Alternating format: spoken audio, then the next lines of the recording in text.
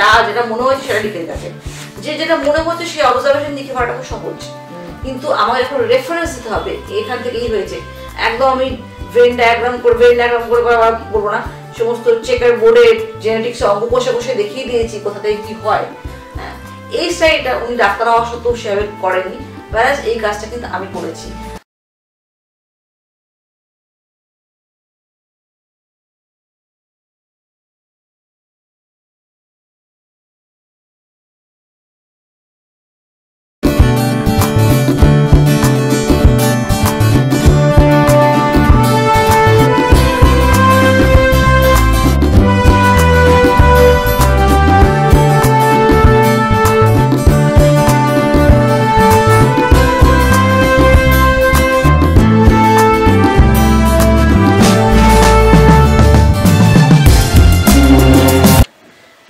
আমার গল্পের থিম নিয়ে হচ্ছে কিনা, আমার লেখার গল্প নিয়ে তো দেখেছি যে অডিও স্টোরি হচ্ছে, আমি জানানোই হয়নি, হঠাৎ করে ডিসকভার করেছি হয়েছে বলে। কয়েকজন যারা করে তারাও পয়সা দেয় না, তো এরকম তো হয়। একটি স্টোরি নাট্যকার আমাকে 1000 টাকা সম্মানিত দিয়েছেন, তো যাই হোক সেটা অন্য ব্যাপার। তো বোনের আমার কোনো ইন্টারেস্ট নেই। আমার মেয়ে যে একদম নেই বলবো তা নয়, ও এটা নিয়ে খুব এগুলো করেছে, কিন্তু ওকে অনেক রিকোয়েস্ট করেছি যে বাবু একটা কবিতা, তুই গলার স্বরটা খুব মিষ্টি, একটা কবিতা বল বা কিছু একটা আবৃত্তি করে দে, তোরটাই আমি ইউটিউবে দেবো। সে ডিডন্ট টার্ন আপ। তো আমার বোনের সাথে মেয়ে যথেষ্ট মিল আছে দেখেছি। ও এখন নতুন জেনারেশন, ও বিটেক করছে, বাইরে থাকে। হ্যাঁ, মানে সে চিন্তা ভাবনার সময় ভীষণ চিন্তা ভাবনা, এই যে রিগার্ডিং দিস হিউম্যানিটি, আমি তো হিউম্যানিজমই বলবো, ফেমিনিজমটাকে হিউম্যানিজমই বলে, অন্যভাবে দেখি না। কি বলে না, এইসব চিন্তা ভাবনাতে খুব মিল আছে। তো কিন্তু বাবা না মা কার দিক থেকে লেখার এটা পেয়েছে? বাবার দিক থেকে পেয়েছে, যদিও বাবা কিন্তু সাহিত্যের চর্চা সেভাবে করেননি। বাবা ছিল ফিজিক্স অনার্সের স্টুডেন্ট। বাবা বেলুড় বিদ্যা মন্দির থেকে, ওই যে বলছিলেন বিশ্বজিতের সম্মুখে মিল আছে, বিশ্বজিৎ ছিল বাবার ক্লাসমেট এবং রুমমেটও। তো বিশ্বজিতের পড়াশোনার দিকে অতটা ইন্টারেস্ট ছিল না, ও আর্টস নিয়ে পড়তেন উনি। তো উনি সেই মানে যখন ওই হাই সেকেন্ডারি স্টুডেন্ট, হ্যাঁ মানে ক্লাস 12, তখন হাই সেকেন্ডারি নাম ছিল বাবা, সেই সময়কার স্টুডেন্ট, তখনই সে সিনেমা করতে যাওয়া, উত্তম কুমার বলতে যে বাড়ি হোস্টেলে ফিরে উত্তম দা ভাবো, হ্যাঁ সে কি উত্তম কুমার কিন্তু উত্তম দা বলছিস, মানে তার সেদিকেই মনটা ছিল। অনেক ভালোই হয়েছে, তার পড়াশোনায় মন ছিল না বলে সে একদিকে সাইন করে অনেক বিখ্যাত হয়েছে। আর বাবা পড়াশোনায় জেনুইনলি ব্রিলিয়েন্ট ছিলেন। খুব ভীষণ আনফর্চুনেট, আমি তার বড় আনফর্চুনেট যে ইতিহাসটা একদম বলতে চাইছি না, বলবোও না। বাবা যেভাবে আছে, কিন্তু বাবার সাহিত্য চর্চা সে অতখানি করেননি, কিন্তু সাহিত্যের অনুরাগটা ছিল।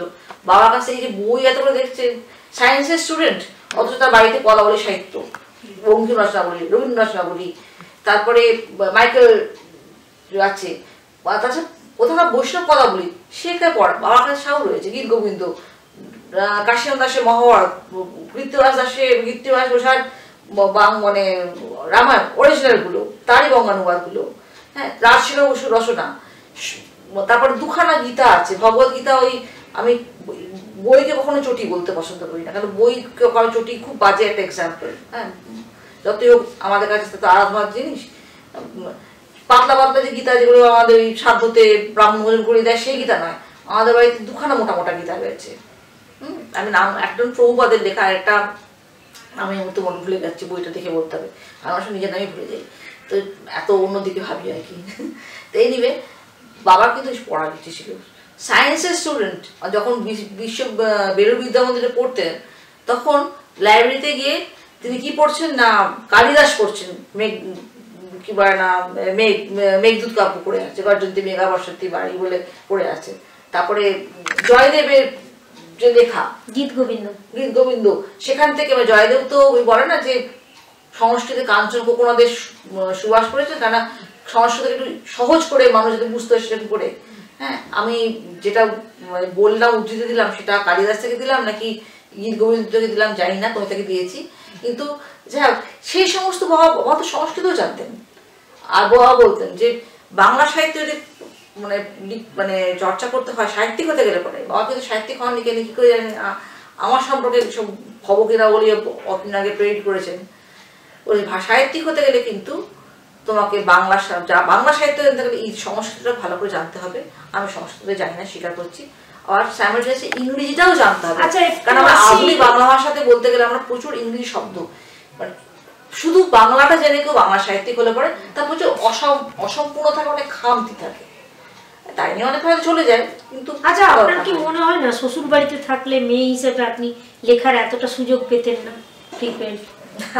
সেটা তো শ্বশুরবাড়িতে থাকারই সুযোগ পাইনি, সেটা নিয়ে নাই বা বললাম। আমার ওই চাকরি হারানোর পেছনেও তার একটা গল্প রয়েছে, সেটা আমি অন ক্যামেরা বলতে চাই না। কেননা আমার বর মানুষটা যা একটা সময় উনি বড্ড বেশি ব্লাইন্ডলি মানে ওই দিকে ছিলেন, বা আমার কোনো কথা শুনতে বা বুঝতে বা বাস্তবটা চিনতে চাইতেন না।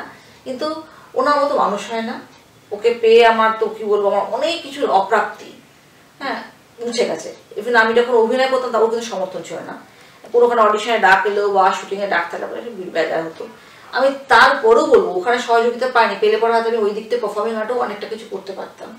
আজকাল তো মুখে এক্সপ্রেশন খোলে না, হয়তো গলা সরসে মডুলেশন নেই, মানে আই ফিল দ্যাট। হ্যাঁ আমার মনে হয় যদিও অনেক সময় রেকর্ড করে লোকে বলে খুব ভালোই বলছো, একটু তাড়াতাড়ি কথা বলে ডেলিভারি যাচ্ছে স্পিচে, তো যাই হোক সেগুলোতে খুব একটা সে উৎসাহ দেয়নি, বরং একটুখানি অসুবিধাই হয়েছিল। কিন্তু স্টিল তার মতো মনের, এত উদার মনের, অত ইয়েতে কোনো মানুষ হয় না। তো শ্বশুরবাড়ি যদি বল, শ্বশুরবাড়িতে তো এখন তো থাকার সুযোগ হয়নি, তো এখন মনে হয় যে সেটা ছাপে, এখন তোমার কথা শুনে মনে হয় সেটা ছাপে বড় হয়েছে।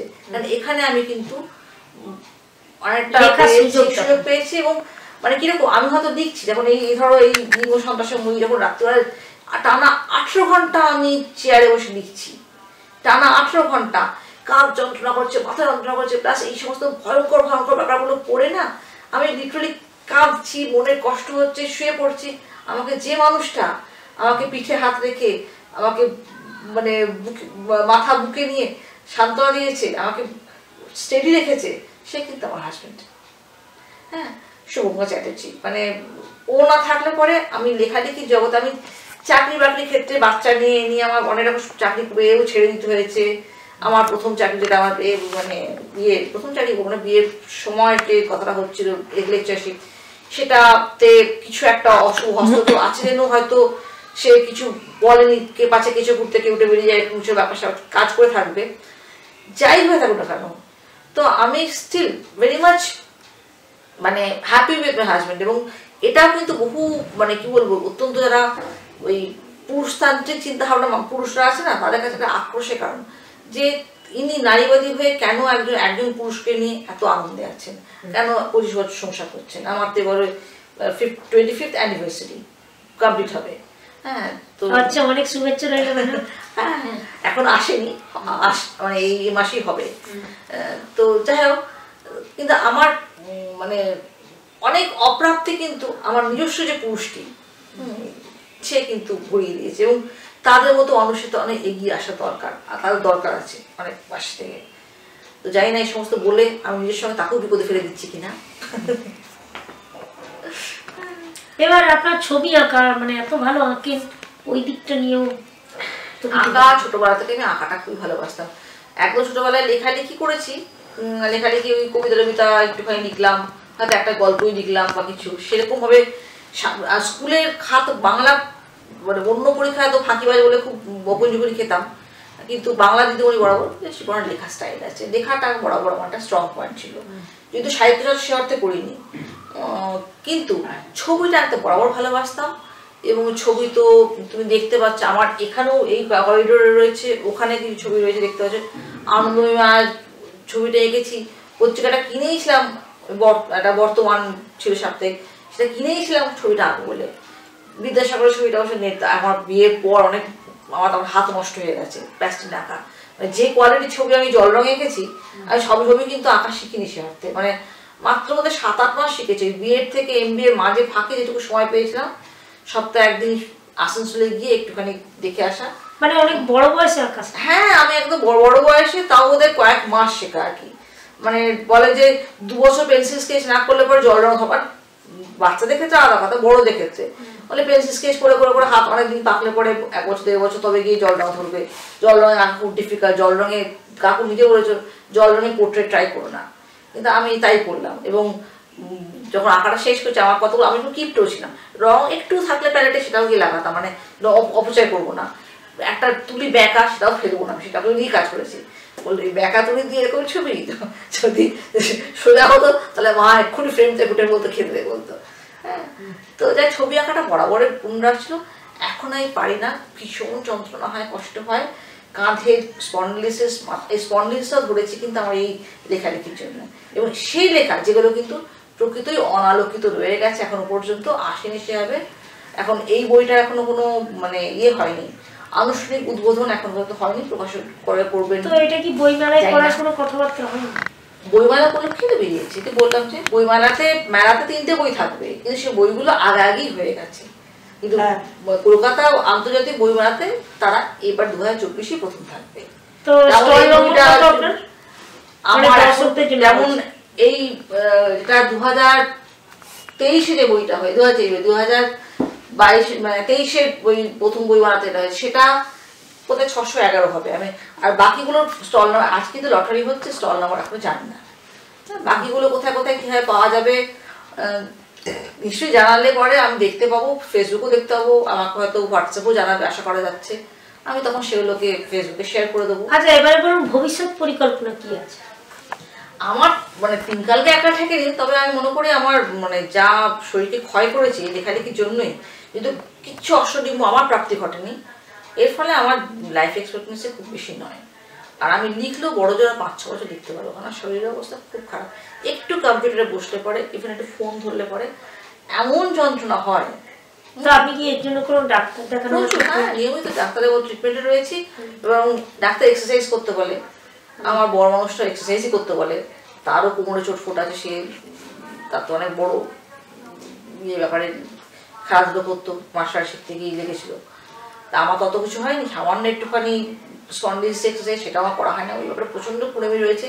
আমি লেখার জন্য জীবন পাত করে দিচ্ছি, অথচ সারাক্ষণ ভাবছি, মানসিক পরিশ্রমটা তো পরিশ্রম, কিন্তু এই ব্যায়াম করাতে আমার প্রচণ্ড গাফিলতি। বহুবার ফিজিওথেরাপি করা হয়েছে, আমি মোটামুটি ফিজিওথেরাপি করেও হবে না, ব্যায়ামটা না করলে পরে সারবে না। সেইটাতে হাঁটাহাঁটি কখনো যদি ঘুম ভাঙলো সকালবেলাতে তখন গেলাম, আবার যদি মনে হয় না লেখাটা কমপ্লিট করতে তাহলে বসে গেলে ওরা গেল।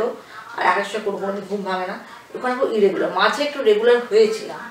হ্যাঁ, আমি ঠিক করেছি আমি না একটা উইন্ডো শাট না করে, বন্ধ না করে আরেকটা চালু করতে পারি না। এখনো পর্যন্ত মানসিকভাবে সম্পূর্ণ ফ্রি নই। এখনো মাথাতে রয়েছে যে এই বইটা এখনো হয়নি, এটা এরকম আরো 2টো বড় বড় প্রবন্ধ রয়েছে। হ্যাঁ, এমনও আরো কিছু পাণ্ডুলিপি রয়েছে যেগুলো বই করা হয়নি। এই টেনশন থেকে যতদিন না ফ্রি হচ্ছি। তারপরে গত বছর গিয়েছিলাম, 2022 গিয়েছিলাম লাদাখে। হ্যাঁ, দুর্দান্ত এক্সপিরিয়েন্স হয়েছিল।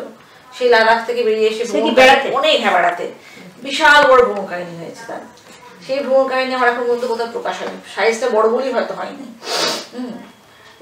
তো সেটা একটা মাথায় রয়েছে, কখন বেরোবে না বেরোলে পরে আমার নিজের ওয়েবসাইট রয়েছে, সেখানে দিয়ে। আচ্ছা, আপনি ভ্রমণ কাহিনীও লিখেছেন, কিন্তু কল্পবিজ্ঞান নিয়ে কি একটা বলছিলেন? হ্যাঁ, কল্পবিজ্ঞানে আমার কল্পবিজ্ঞানের গল্প, মানে ওটাকে একটা বড় সিকুয়েল করার প্ল্যান রয়েছে।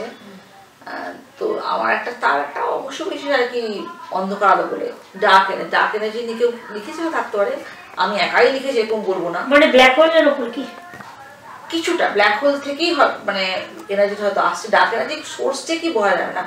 একটা ডার্ক এনার্জি যে ইউনিভার্সকে এক্সপ্যান্ড করাচ্ছে, এই ইউনিভার্সটা যা বলছে যে এই বিশ্বব্রহ্মাণ্ড ক্রমশ প্রতিনিয়ত তার একটা স্ফীতি হচ্ছে, সে প্রসারণ হচ্ছে, তার পেছনে এই স্ফীতি বা প্রসারণ কোনো শক্তি ছাড়া হতে পারে না। সেই শক্তিটা কি, তার উৎসকতা কেউ জানে না, সেজন্য তাকে যে অজ্ঞাত শক্তি বলে ডার্ক এনার্জি।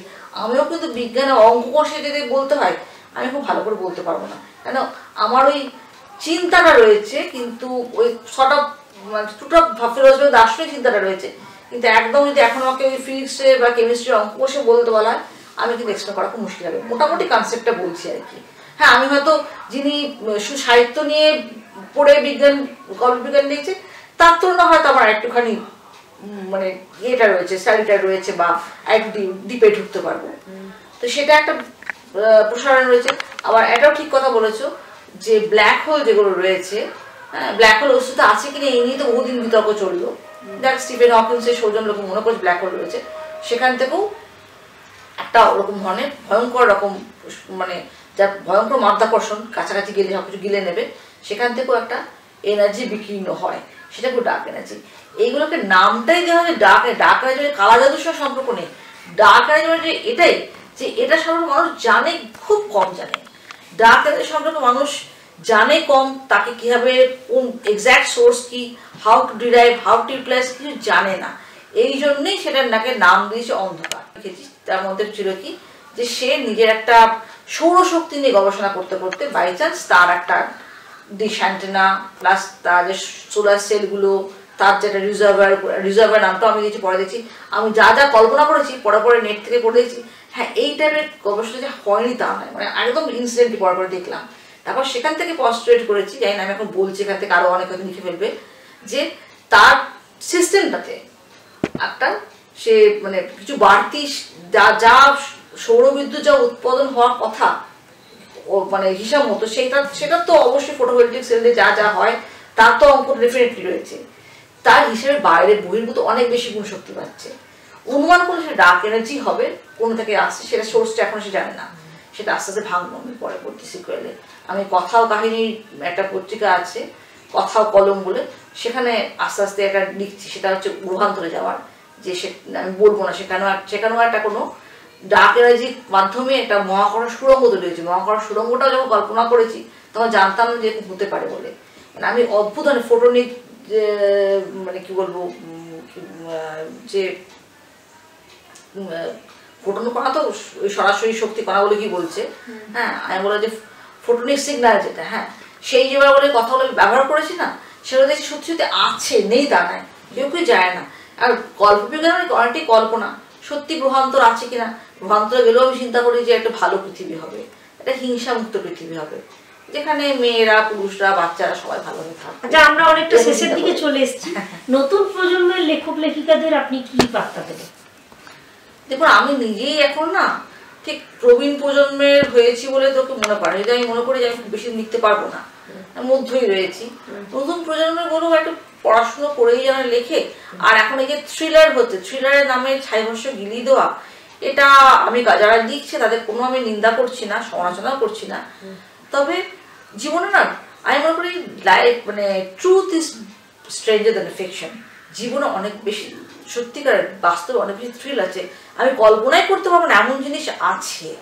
হ্যাঁ, সেখান থেকে আহরণ করে আমিও কিন্তু থ্রিলারধর্মী গল্প লিখেছি। আমি মানে ওই ধরো টেরোরিজম নিয়ে, তার সাথে ফিল্ম ইন্ডাস্ট্রি যোগাযোগ ইত্যাদি ব্যাপার স্যাপার নিয়ে গল্প লিখেছি, উপন্যাস লিখেছি। ছিল না, দাদু নেই, আমারটা পুরোটা অন্যদিকে, আমি এদিকে নর্থ ইস্টের দিকটা থেকে কভার করেছি। সেটাই মানে রিসেন্টলি ভারত বিচিত্রা বলে ভারত সরকারের একটা পত্রিকা হয় বাংলাদেশে, ঢাকার যে মানে ভারতীয় যে দূতাবাস রয়েছে, হ্যাঁ হাই কমিশন অফ ইন্ডিয়া, সেখান থেকে একটা ভারত বিচিত্রা বলে পত্রিকা বেরোয়, সেখানে ধারাবাহিকভাবে এটা উপন্যাসটা বেরোলো। ছোট উপন্যাস, এটা খুব বড় নয়। তো এখানে ওই ব্যাপারটা রয়েছে। আমি সেখানেও থ্রিল আছে, কিন্তু রিয়েল লাইফ, এই তারপরে আইবি যতটুকু জানি আর কি। আর আমার বর যেহেতু মিনিস্টার ডিফেন্সে আছেন, তো মানে জানি বলবো না কিছু, ও নিজেরই ডিফেন্সের ব্যাপার সবাই সব কিছু বলেন আমাকে, হ্যাঁ অনেক কিছু থাকে তো ব্যাপার। তো উনি হচ্ছে সিভিলিয়ান, মানে আর্মি নেভি এয়ারফোর্স কোনোটাতে নয়, ডিফেন্স অ্যাকাউন্টস থাকে। তো আমার ঘটনাচক্রের কিছু মানুষের সঙ্গে যাওয়া আসা পরিচয় আছে, এবং আমার একটা কি বলবো ইমাজিনেশনটা খুব মানে অন্যদের তুলনা, আমি ভালো অন্য কারোর সঙ্গে তুলনা করবো না, ইমাজিন করার ক্ষমতাটা আছে। আমি একটুখানি সোর্স পেলে বাকিটা না করে দেখেছি যে আমি যেটা ভাবি বা অনুমান করি অনেক সময় সেটা অভ্রান্তভাবে প্রতিপন্ন হয়ে যায়। এটুকু আমি পারি করতে আর কি, এবং সেটুকু লেখাতে বড্ড খুঁতখুঁতে নিজের লেখা নিজে মঞ্চ এডিট করি, প্রকাশকরা রেগে যায়, ফেরত হয়, ওদের সাথে সময় হয়ে যায়। তো দেখা যায় অনেক কিছু বললাম। আমার বিয়ের একদম সেই যখন বিয়ে হয়েছে, বিয়ের রাত্রিবেলাতেই সে বাসরে আমার বড় ইচ্ছা প্রকাশ করেছিল যে আমার অনেকে বলছে দীঘা পুরী কোথাও একটা ঘুরে চলে আয়, আমার ইচ্ছা আন্দামান যাবো। তো সেইটা আমাদের কিন্তু 25 বছরের লং ডিউ রয়েছে, মানে অতদিন ধরে পাওনা রয়েছে। তো সেটাই মানে তো আলটিমেটলি হানিমুনে কোথায় গেছিলেন? হানিমুনে কোথাও যাওয়া হয়নি আমার, আমার কোথাও বেড়াতে যাওয়া হয় না 6 মাস, মানে যখন ওর আমার বিয়ের 1.5 মাস 2 মাসের মধ্যে, বা 1.5 মাস হয়নি, সবে সংসার পেতেছি, 1 মাস কি 1.5 মাসের মধ্যে ও ট্রান্সফার হয়ে গেল ভুটানে, টেম্পোরারি, মানে একটা ওই ওই মানে কি বলে ওই যে ডেপুটেশন বলা যায় বর্ডার রোডসে, সেখানে ভুটানে একটা প্রজেক্ট চলছিল বর্ডার। ভুটানে তো সমস্ত রাস্তাঘাট সবকিছু গভর্নমেন্ট অফ ইন্ডিয়া তৈরি করা, সমস্ত কিছু, গোটা দেশটাকেই সবকিছু ভারতের দান বলতে গেলে, ওদের সবকিছু দিয়ে পরে ওদের কাছে কিনে। তো এনিওয়ে সেখানে প্রজেক্টে আমার বর চলে গেছিলো, তখন প্রথমবার যখন যায় তখন ওকে নিয়ে যায়নি, আগে রেখে দিয়ে গেছিলো। সে কি করে মন টন খারাপ হলো, আর আত্মীয় স্বজন মানে শ্বশুরবাড়ির লোকজন খোঁটা দিচ্ছিল যে বর ছেড়ে চলে গেছে, মানে সেটা আমার দোষ আর কি। এনিওয়ে তো এই সমস্ত করে তারপরে যখন গেলাম কিছুদিন পরে, তখন আমি ওই খেপে খেপে ওই প্রথমে 2 মাস, তারপরে 2.5 মাস, প্রথমে 1.5 মাস নাকি, পরে 2.5 মাস এরকম করে ছিলাম ভুটানে। ওই ভুটানে থাকা টেনিওরটাই বলতে পারবো যে শর্ট অফ হানিমুনের মতো হয়েছিল, কিন্তু তখন আমার সাংসারিক নানা রকম অশান্তির ব্যাপারে চলতো আর কি, যে গল্পটাই সামনে সবার সামনে আনতে চাই না, বলতে চাই না। সাংসারিক একটা মানে দূর থেকে ব্যাপারটা ছিল আর কি, যেটা বললেন, যেটা বললে তুমি যে থাকতে হয়নি বলে ওদের শ্বশুরবাড়িতে বেশি লিখতে পেরেছো কি, তো সেই থাকতে না হওয়া ইত্যাদি বা আমাদের একটা দাবি দেওয়া ইত্যাদি ব্যাপারটা টানা পড়ে নিয়ে একটা মানসিক অশান্তি ছিল। বাট হ্যাঁ, সে সময়টা খুব একটা ভালো সময়ও কাটিয়েছি, রান্না বান্না করতে হতো না আমাকে, সেই সবসময় রুম হিটার চালিয়ে কম্বলের মধ্যে মুড়ি শুয়ে থাকতো, ঠকঠক করে দরজা ঢুকে ম্যাডাম চায়, ম্যাডাম নাস্তা খাওয়ার হয়ে গেছে বলে এরকম করে ওদিকে শরীরে শরীরে কাটিয়েছি। যদি আমি প্রচুর শারীরিকভাবেও পরিশ্রম করেছি, পরবর্তীকালে বা বিরাগও করতে হয়েছে, যাতায়াত সব কিছু মিলিয়ে। তো সেটা আমার সে অর্থে হানিমুন কিছু হয়নি। তারপর বহু জায়গাতেই বেড়াতে গেছি, আমাদের যেটুকু সামর্থ্য, মধ্যবিত্ত মানুষ প্লাস লোকে দেওয়া খাওয়া ইত্যাদি করে পড়ো। বিয়ের বেশ কিছু পরে বেশ কান্না, মানে বিয়ে করে কুলু বানালি সিমলা গেলাম মা বাবাকে নিয়ে। আর যেখানে যেখানে গেছি, আমার শাশুড়ি অনেকটা বয়স, উনি সব জায়গায় যেতে পারতাম। উনি এলে পরে ওনাকে ওনার বাবার বাড়ির যতটা যে আত্মীয় স্বজন, আমার শ্বশুর বাড়ি থেকে আত্মীয় স্বজন যারা কলকাতা বেশ বেশিরভাগই, সেখানে নিয়ে যেতাম। তো শাশুড়ির কাছে কি আপনি প্রিয় বৌমা হতে পেরেছিলেন? এই প্রশ্নটা করার দরকার নেই, অনেক প্রশ্ন, মানে তোমার ওই প্রথম প্রশ্নের উত্তরই বলে দিয়েছি। রাজ্য করতে প্রচুর হয়েছে আমাকে, করতে হয়নি তা না, আমার বাড়িতে সে 3-4 বছর থাকতেন, তখন আর ওগুলো ডিসক্রিপশন দেবো না আমি। ওই ব্যাপারটা আমাকে প্রশ্নটা না করলেই ভালো, ওটা উত্তর না দিতে বললেই ভালো হয়। হ্যাঁ, তো যাই হোক, শাশুড়ির কাছে প্রিয় বৌমা হই বা না হই, তার ছেলের কাছে প্রিয় বউ হয়েছি, হ্যাঁ, সেটাও একটা পাওয়াই বলতে গেলে। তো যাই হোক, তখন আমরা বেড়াতো শিমলা বা কুরবানি গেছি, কাশ্মীরে গেছি, সেখানে হোটেলে যা যা বুকিং ছিল, আমার মায়ের অমৃতসর স্টেশনে গিয়ে পা ভেঙে গেল, অমৃতসর হয়ে যাবো ঠিক করেছে, পা ভেঙে গেল। সেই অবস্থায় পায়ের তলায় স্ল্যাব নিয়ে কাটরা থেকে মানে পা ভাঙলো, অপারেশন করতে হবে, প্লাস্টার করা যাবে না। ঘটনাটা মনে পড়ছে, মায়ের পা ভেঙে গেল, সেই পা ভেঙা অবস্থায় যাচ্ছে। সেখানে আমরা যখন সেখান থেকে সেই মানে জম্মুতে বা কাটরাতে, যেখানে বৈষ্ণোদেবী টেম্পল, তারা কেউই যেতে পারলাম না, মাকে হসপিটালে যেতে হলো। সেখান থেকে আমাদের গাড়িতে পেমেন্ট করা ছিল, আমাদের ট্রাভেল এজেন্ট বললো যে আমি 1 টাকা ফেরত পাবো না, আপনাদেরকেও দিতে পারবো না। তখন কি করা যায়, মা বললো, মায়ের ওই অবস্থায় মা বললো ঠিক আছে চ আমরা ঘুরিয়ে নি। আমি না ঘুরবো না, তখন একটা বাধ্য হলাম কিনতে বেড প্যান্ট। সেই নিয়ে মাকে নিয়ে আমরা সেই কাটরা থেকে একটা আলাদা গাড়ি বুক করে, সে রামপালোয়ান ভীম সিং টাইপের ড্রাইভারকে পেয়েছিলাম। সে মোটামুটি মা মজা করে বলতো যে বিক্রম বেতালের মতো লাগছে আমাকে, ও সে পিঠে নিয়ে মাকে। কিন্তু ওই যে রিস্কটা নিলেন, নিয়েছি, পাটা ভাঙা রয়েছে। আমার যখন মেয়ে আমার বাইরে গেলে কিছু খায় না, বমি করে, বাবা সুগার, আমি বলছি কিরকম অবস্থা, আমাকে মাঝখানে বললে পর দীর্ঘ হয়ে যাবে কথাটা বলছি, বাবার সুগার, বাবার মানে প্রচন্ড অথর্ব, বাবার শেষ দিকে কাশ্মীরে কবে গেছি, 2011 সালে গেছি। ফিরে এসে একটা গল্পও লিখেছি, ভ্রমণ কাহিনীও লিখেছি তথ্যকেন্দ্রে, মানে গল্পটা প্রকাশ পেল মানে প্রতিদিনে, আর তথ্যকেন্দ্রে প্রকাশ পেল ভ্রমণ কাহিনীটা।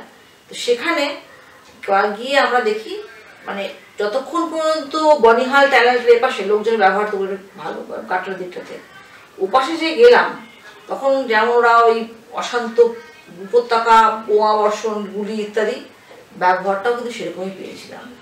এখন মোটামুটি কথায় কথায়